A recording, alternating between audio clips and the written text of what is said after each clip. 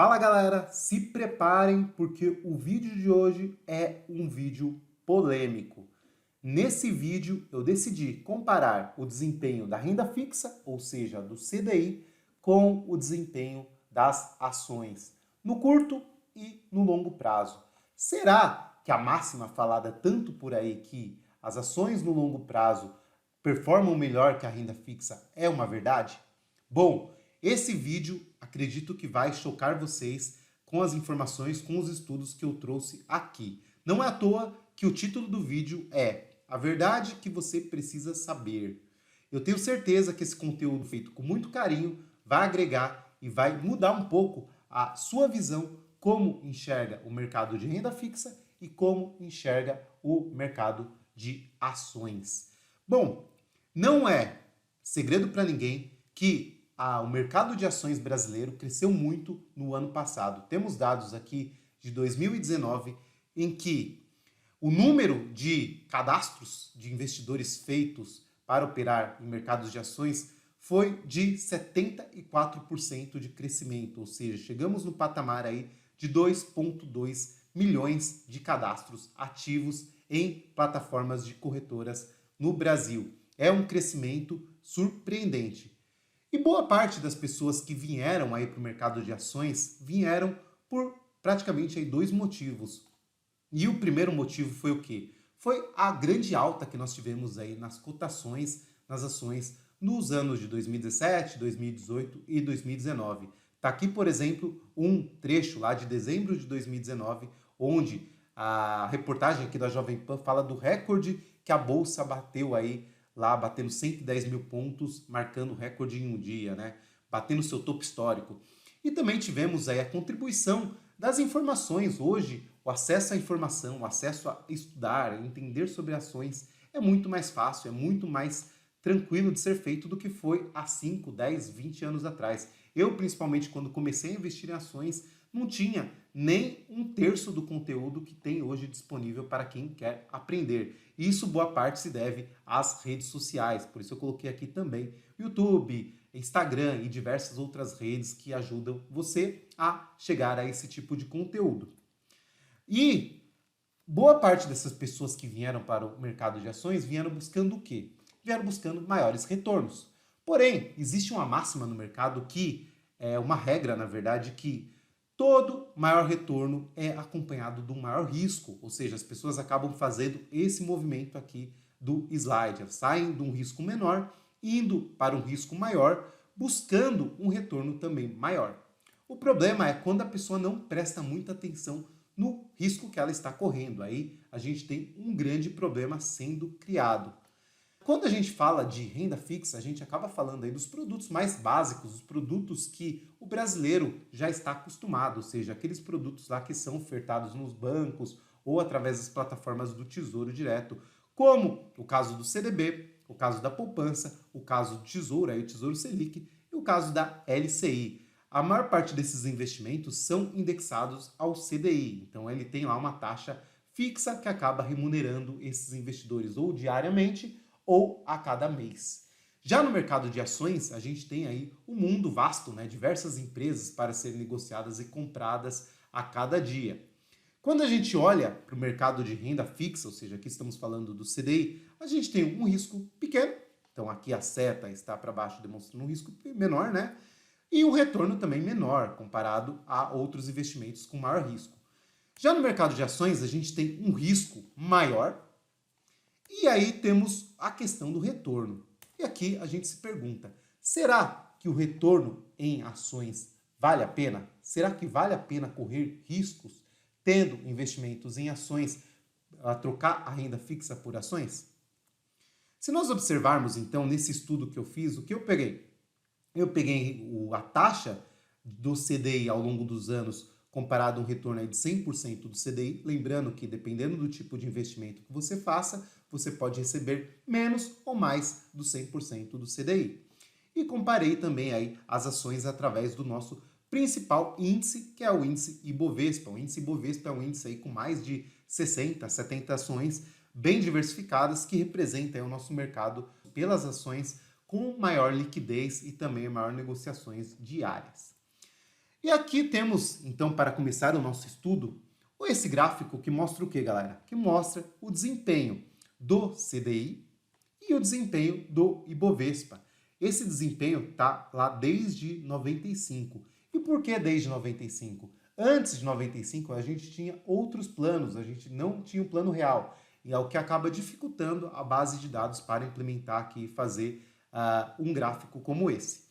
Mas aí nós temos uma esfera de 25 anos, que acredito ser um prazo aí bem suficiente para a gente ter algumas ideias sobre o comportamento desses ativos.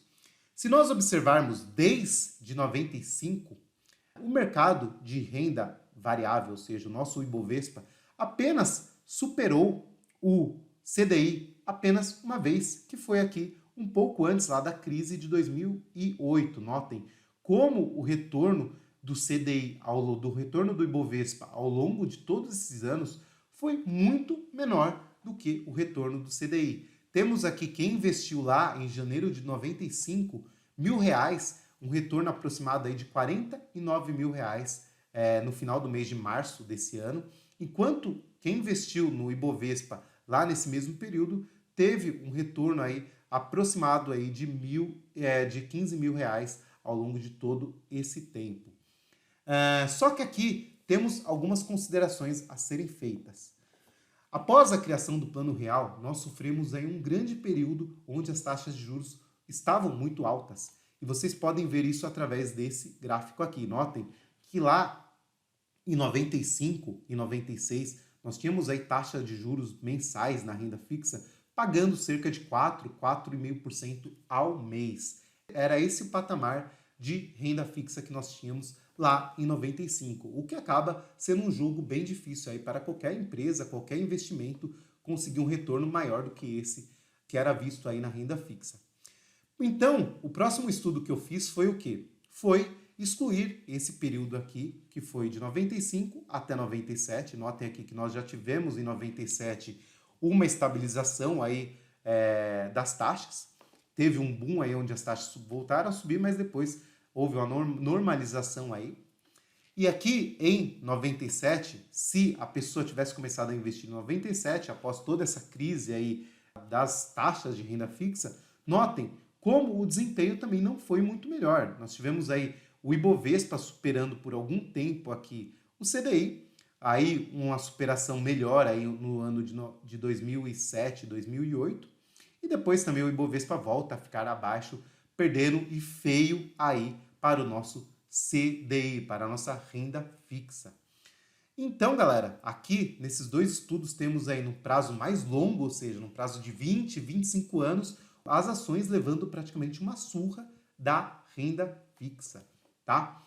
O que eu fiz após isso foi encurtar aí o nosso estudo, ou seja, eu peguei e fiz uma pergunta. Será que a pessoa que começou a investir depois da crise de 2008, uma das maiores crises que nós já tivemos, conseguiu superar o CDI? Então, nesse estudo aqui, implica o quê? Implica que a pessoa, logo após o final da crise de 2008, no comecinho de 2009, foi lá e comprou o Ibovespa. E a outra pessoa foi e comprou aí renda fixa. Notem que nós tivemos até sim um desempenho superior do Ibovespa por um tempo, só que aí quando nós entramos lá nos anos de 2012, 2013, esse desempenho já ficou pior, e esse desempenho só foi ficar melhor aí no final do ano de 2019, no final do nosso ciclo de alta, e também foi revertido após essa baita queda que nós tivemos aí no mês de fevereiro e no mês de março nos mercados, trazendo o desempenho aí do Ibovespa ser muito pior do que o desempenho do CDI até aqui. Só que notem que mesmo nessa situação aqui, o que aconteceu? Nós temos depois a famosa crise aí de 2016, quando nós tivemos aí o impeachment da nossa presidente Dilma. E aí o que aconteceu? A pergunta é, será que a pessoa no curto prazo, a pessoa que comprou ali bem no final da crise, bem antes do impeachment, quando o mercado parou de cair, ela teve um desempenho melhor do que o Ibovespa? E nesse caso aqui sim, nós podemos afirmar que sim, notem, a pessoa que investiu em fevereiro de 2016 no Ibovespa e a pessoa que investiu no CDI teve aí um desempenho muito pior do que o Ibovespa. Notem aqui o retorno do Ibovespa em torno de 80% no período, enquanto o nosso CDI o CDI rendeu aí em torno de 40% nesse período. Então nós tivemos aí sim o Ibovespa superando e superando bem aí a nossa renda fixa. Só que notem que nesse caso, nesse estudo, seria uma pessoa que comprou bem após o mercado parar de cair, ou seja, ela acertou na veia ali quando o mercado parou de cair e voltou a subir. Se essa pessoa tivesse esperado apenas 2 meses a mais para começar a investir no mercado de ações, olhem o que teria acontecido. Sim, apenas 2 meses de diferença, o resultado hoje seria um resultado praticamente igual entre o CDI e o Ibovespa. Então, o timing aqui foi uma coisa muito importante para superar. E nessa simulação, diversas simulações que eu fiz, o único desempenho que acaba superando o CDI, superando a renda fixa, foi esse, onde a pessoa comprou no fundo do poço do mercado de baixa de 2016. Aí vocês podem estar se perguntando e ter com algumas dúvidas na cabeça de vocês. E é normal. Alguns questionamentos que podem aparecer. Bom, a expectativa do CDI é não voltar ao que era. Temos aí no Brasil um patamar muito baixo de taxa de juros, mínimas históricas. Então, a gente pode entender ou crer que esse patamar é o novo normal. E muitos investidores, muitos economistas, até o ano passado, afirmavam isso. Ou seja, que nunca mais o Brasil iria voltar à mesma taxa de juros que nós já tivemos. O problema, galera, é que em investimentos, em economia, a palavra nunca é uma palavra muito forte. Apenas uma mudança que estamos vivendo agora, vemos o quê? Vemos os governos imprimindo muito mais dinheiro, o que pode impactar no futuro em uma inflação muito maior, o que pode obrigar o governo aí a subir as taxas de juros. Não é à toa que na taxa longa de juros nós não temos o patamar atual, ou seja, há uma expectativa do mercado da elevação da taxa de juros no futuro. Então, essa questão de acreditar que nunca mais a taxa de juros vai voltar a subir é uma questão que eu considero muito arriscada de se fazer. A Bolsa do Brasil é ainda muito pequena. Sim, quando nós comparamos a nossa Bolsa brasileira com bolsas de outros países, a nossa Bolsa ainda é uma bolsa muito menor. Temos poucas empresas sendo negociadas e o que traz muito mais retorno no longo prazo é a entrada de novos players no mercado, a entrada de novas empresas que buscam crescimento, e com esse crescimento que elas têm, o mercado acaba valorizando as ações e gerando retornos expressivos. A nossa bolsa é concentrada em empresas muito antigas, empresas estatais, o que pode sim acarretar em um desempenho muito pior do que o CDI, como nós vimos. O Ibovespa não é um bom parâmetro para análise. Sim, essa crítica também é verdadeira. O Ibovespa é um índice concentrado, muito concentrado no setor bancário e no setor de commodities. O setor de commodities, principalmente, é um setor muito cíclico. Então, nós temos aí, às vezes, não tão dependente da economia, um setor que acaba subindo ou caindo pelo fator simplesmente das commodities estarem valorizadas ou não no mercado. Porém, existe um estudo aqui do SPIVA Scorecard, que é o índice calculado lá nos Estados Unidos, na verdade um estudo feito nos Estados Unidos, com base num índice que é bem próximo do nosso Ibovespa, não é igual, mas é bem próximo, onde esse estudo eles levam a verificar se os fundos de um país, de um determinado país, conseguem superar esse índice. Então aqui nós teríamos o quê? Será que os fundos de ações, os gestores de fundo, conseguem superar o Ibovespa no longo prazo? Essa é a pergunta a ser feita. Lembrando que, diferente de um índice, um gestor tem toda uma equipe, às vezes 50, 100 pessoas ali, trabalhando exclusivamente para analisar empresas, analisar resultados, analisar cenários macro e micro, para determinar se aquele investimento é bom ou não. E olhem o que esse relatório disse, o relatório do ano passado. Em todos os horizontes temporais e em todas as categorias de fundos, os gestores ativos no Brasil se deram mal frente aos seus respectivos índices de referência. Durante o período de um ano encerrado em junho de 2019, 70% de todos os gestores de renda variável perderam para o S&P Brasil BMI, que é o índice parecido com o nosso Ibovespa. Esse número subiu para 84% ao medir o desempenho relativo dos gestores no período de 5 ou 10 anos.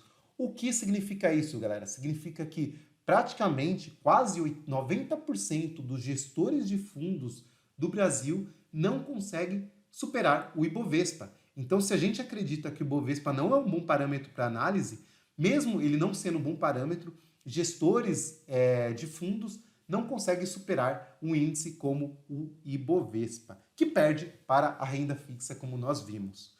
Então, vocês devem estar se perguntando e aí coçando a cabeça e falando que então não vale a pena investir em ações, né? Não vale a pena correr esse risco todo.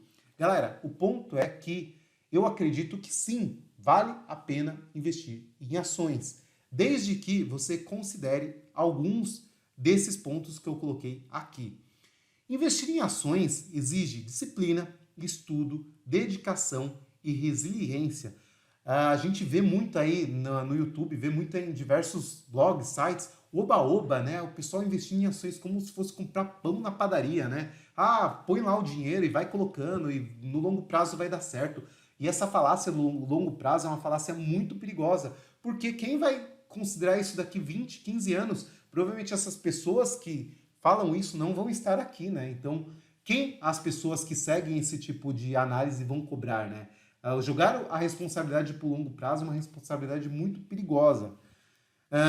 Não é divertido, né? Não, muito menos algo simples que você vai e faz, né? Ah, eu li ali um relatório da uma empresa X, eu vou lá e compro as ações dela. Aí eu vou e compro as ações da outra empresa. Eu vi alguém indicando aquela empresa para mim, eu vou lá e compro. Galera, não tratem o dinheiro que vocês investem como o dinheiro de pão, que vocês vão simplesmente lá e compram sem nem pensar muito, sem nem entender o que vocês estão fazendo direito.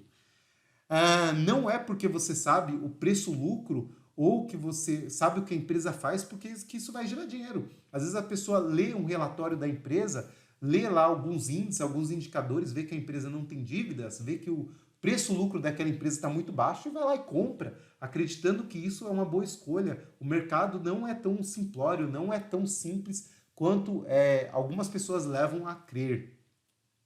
E para mim, o último aqui mais importante, o longo prazo pode ser pior do que o curto prazo. Vimos aqui no slide anterior que quem investiu em 2016 para cá ainda está com um resultado próximo do CDI, né?